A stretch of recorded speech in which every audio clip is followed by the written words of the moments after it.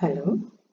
In last lecture, we studied the deflection produced in a coil when placed in a magnetic field. In this chapter, we will study the application of that topic, that is, the torque produced in a coil when placed in a magnetic field. Now, in this chapter, we will study about the moving coil galvanometer. Moving coil galvanometer is also known as Ursenball type galvanometer or a suspended coil galvanometer. A device which is used to detect the current is called galvanometer.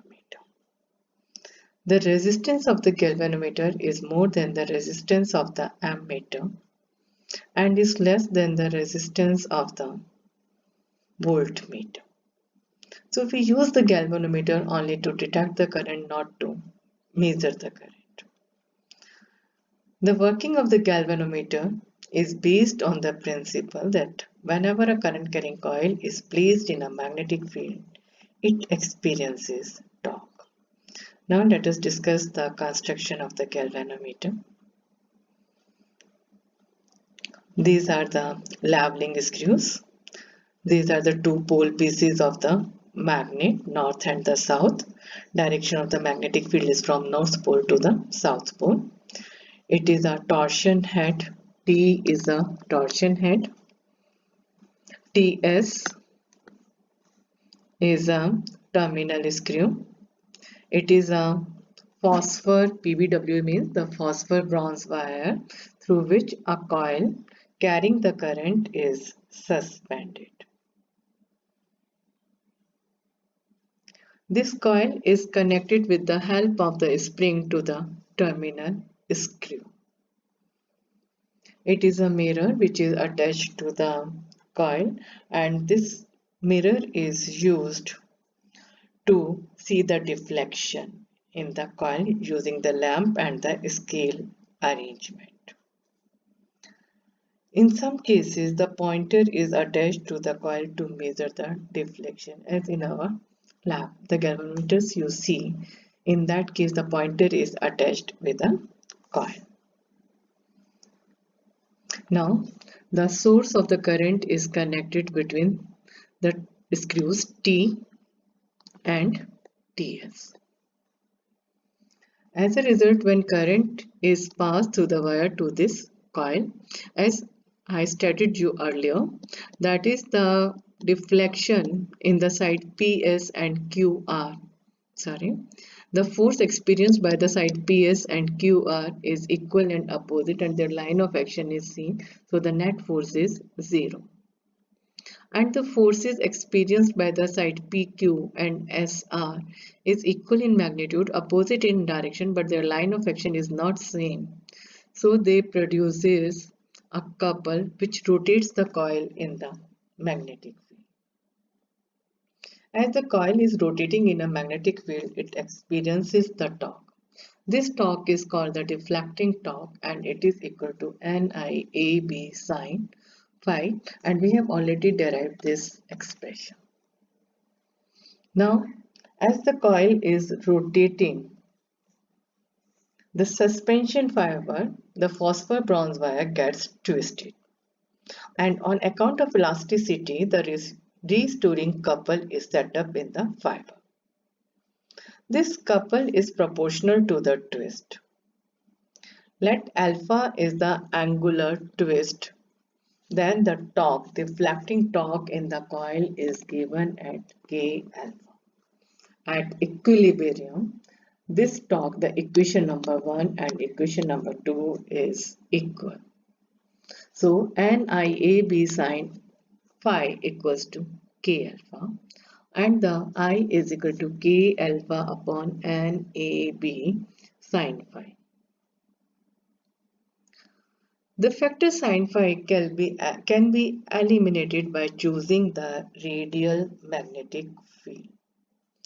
The radial magnetic field is the angle between the plane of the coil and the magnetic field is 0 in all the orientation of the coil.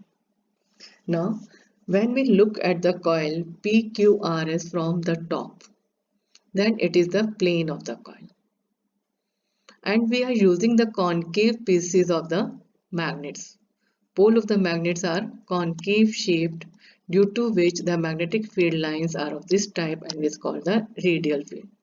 For whatever be the orientation of the coil, the plane of the coil and the magnetic fields are in the same direction. We can say the cos theta is 0 or the sin phi is 90 degree. That is I is equal to K alpha upon NAB. As all these factors K, N, A, B, all this depends on the construction of the galvanometer, on particular galvanometer. All these are constant, so it is replaced by the G. G is a constant of proportionality and its value depends on the galvanometer. Now the sensitivity of the galvanometer. A galvanometer is said to be sensitive if there is a large deflection when a small current is passed through it. Smaller the current, more sensitive is the galvanometer. It is the lamp and the scale deflection. Now, as the mirror rotates, the position of the deflection changes by the angle 2 alpha. If the deflection is alpha, change in the position is 2 alpha. Now, what is the current sensitivity? The current sensitivity is the deflection of the galvanometer per unit current. Alpha is the deflection in the galvanometer and alpha upon I is the current sensitivity, which is equal to NAB upon K. The sensitivity can be increased by increasing the number of turns, by increasing the area of the coil, by increasing the magnetic field, and by decreasing the value of K. But N and E cannot be increased much because this will increase the length and consequently the resistance of the coil. In that case, the galvanometer will not respond to the weak electric currents. Magnetic field can be increased by using the strong magnet, and the value of K can be decreased by using the phosphor bronze wire for the suspension. The value of K can further be decreased if we are using a quartz suspension fiber instead of the phosphor bronze wire. Now the next topic is a voltage sensitivity. Voltage sensitivity of the moving coil galvanometer. A galvanometer voltage sensitivity is the deflection of the galvanometer per unit voltage. And it is given as alpha upon V equals to NAB upon